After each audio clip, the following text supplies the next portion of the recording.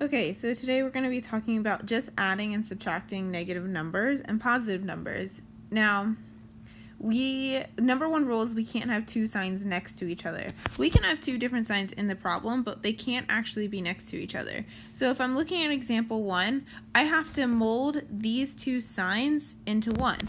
Now, if I draw my triangle and I have my positive on top and I have a negative and a negative, and say I look at that and I cross out, well, I have two negatives together.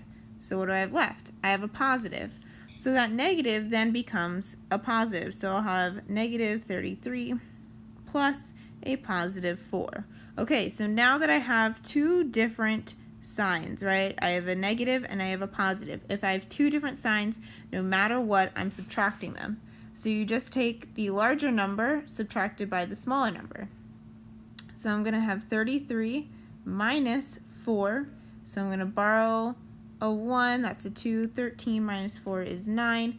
Then 2 minus 0 is 2. Now, whatever answer I have left, I look at the signs. Now, I look at the sign only of the larger number. The larger number was a negative, so my answer is going to have to be a negative. Now let's say I look at, didn't want to do that. So now let's say I look at 28 minus 42. Okay. There is a secret little positive right here, so because they're two different signs, I'm just subtracting them.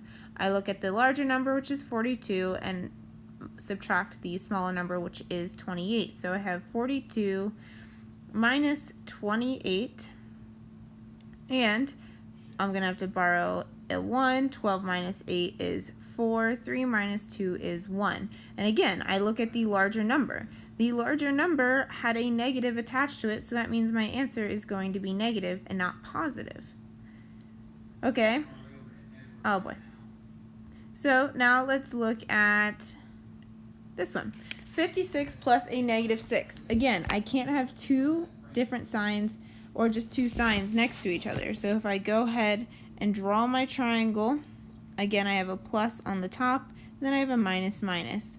Now I have a positive and I have a negative together, so what is that answer going to be? It's going to be a negative. So I'm going to have 56 minus 6. Now again, you could look at this as just 56 minus 6, which would be 50, or you could look at it, well, they have two different signs, so I take the larger number subtracted by the smaller number. So I have 56 minus 6. 6 minus 6 is 0, 5 minus 0 is 5, and then I look at the larger number. The larger number, okay, has a positive, so it's going to be a positive 50, which also makes sense. Okay, and lastly, let's look at negative 24 plus 28, because here you go. Here's another great example of I have two opposite signs, so that means I'm subtracting. I take the larger number, which is 28, subtracted by the smaller number, which is 24.